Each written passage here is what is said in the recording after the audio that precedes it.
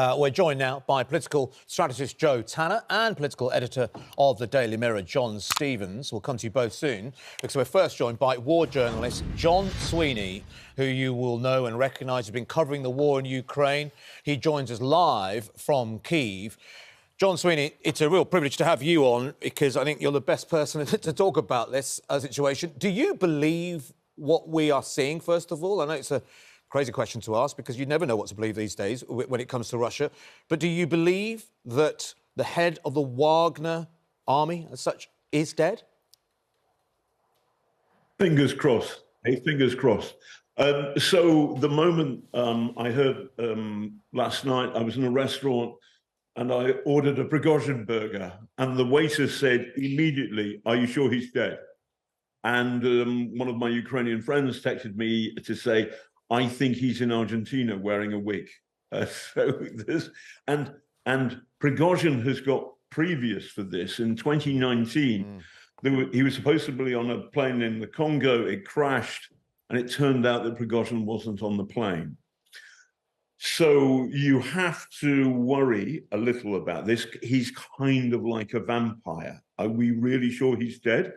However, as you saw in the papers, I think the Times or the Telegraph was reporting that actually a Telegram link from the Wagner group have said, yes, he's dead. And I would put a fiver on the fact that he's dead. The thing is, as well as, by the way, it's Ukrainian Independence Day today here in Kyiv. So there's an enormous party celebrating Ukraine's independence from the old Soviet Union. And this is the cherry on the cake. Everybody, of course, is worried that the Russians will send some rockets to kill the party moods. But for the moment, everybody's very excited. The most interesting question is, what does this mean for Vladimir Putin, the killer in the Kremlin? Well, just before we get to that, John, if I just may, people watching that perhaps don't study the ins and outs of the detail in the way that you have to and do and have done will be thinking, well, hang on a minute. If this is an enemy of Putin and Putin's had him killed, well, isn't it the old saying that, your enemy's friend is your friend and, your friend's enemy is your enemy? That in a way, why are we celebrating somebody being dead, or why are you celebrating somebody being dead who Putin is too? Where are the lines drawn here? Okay, no, so everybody understands Yevgeny Prigozhin was a thing of evil. He created this mercenary group, the Wagner group, and they were famous for their cruelty and barbarity and to themselves. There was a guy, one of their number, he was captured by the Ukrainians, and he eventually defected or was traded back to Russia. And because he'd been seen to be a traitor, they wrapped him up in cling film and they killed him with a sledgehammer. And this is kind of standard brutality. The Wagnerites have got an appalling reputation for barbarity in Syria, in Africa, and here in Ukraine. There was a story the other day of a Ukrainian prisoner of war who lost essentially both of his arms because the Wagnerites had used amputation as a form of torture. So that is the man, and that is why no one here in Ukraine is going to be crying any tears for Yevgeny Prigozhin. He was an evil man, and I think humanity is better with him dead. But the question is, what does this mean for Putin? Because Putin created him. He was a convict. He was a hot dog seller, Prigozhin. And then, look, there he is serving some slightly iffy food to Putin. They were great pals. Putin created him. He made him an incredibly important player inside the strange, terrifying corridors of the Kremlin. He made him a great baron in Russia, and he gave him an awful lot of money and power.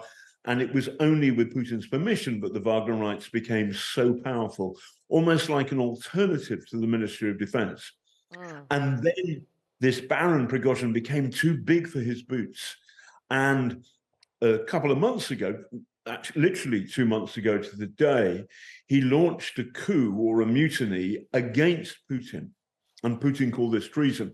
Sir John Harrington, a great Elizabethan diplomat, Elizabeth I said in the 1500s, late 1500s, treason doth never prosper. The reason, if it prosper, none dare call it treason.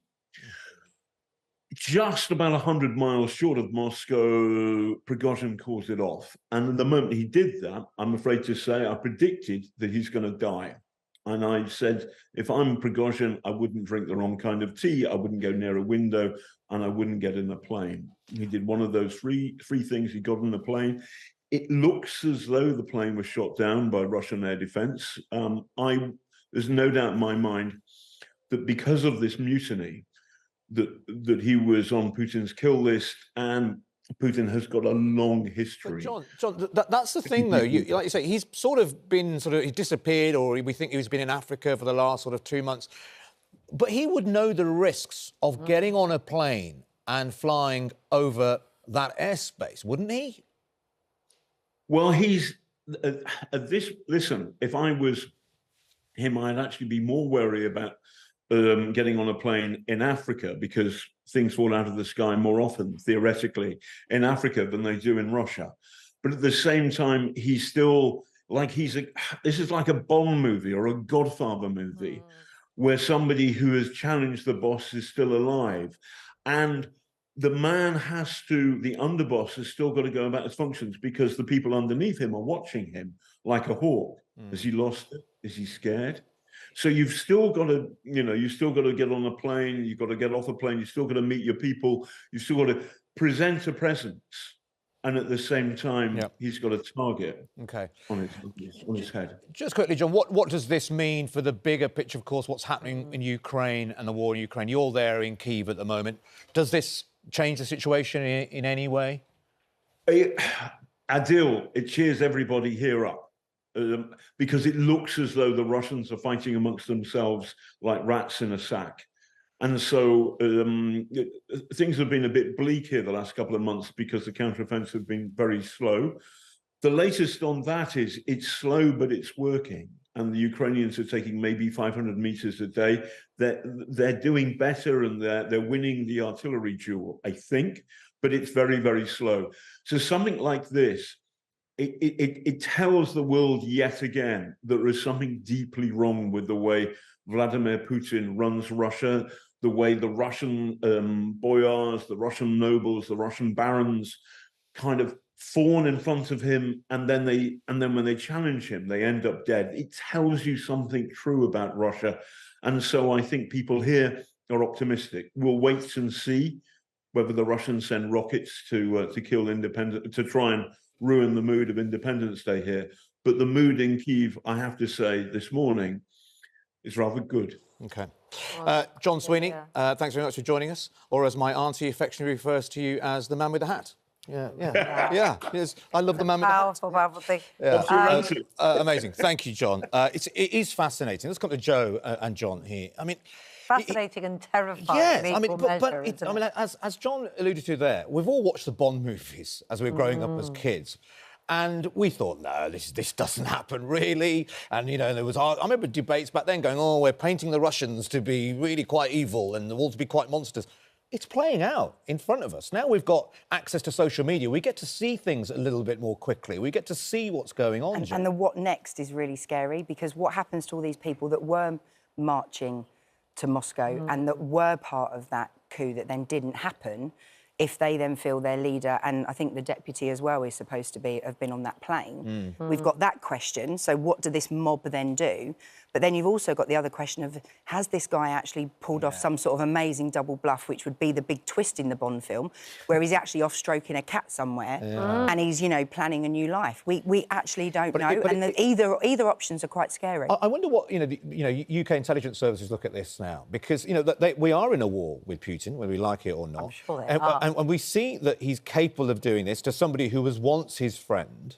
Wonder what security service will be thinking now, whether they go, well, actually, we've got to really pay attention to what's going on. Yeah, that's why it's incredible that he felt able to go back to Russia. You think he led that mutiny just 2 months ago, was kind of marching his tanks on Russia, then he held these peace talks with Putin, ended up in Belarus. You think if that was me, I would be so far away from Russia, always looking over my shoulder, would not be on a plane.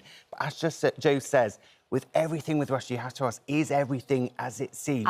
We saw that footage of him at the weekend, apparently in Africa. I've never seen anyone in Africa wearing so many layers of clothing. You think he'd be slightly hot and sweaty in that picture. Maybe he was just really nervous. Was he on that plane? Was it a body double? Point. Was there a second plane?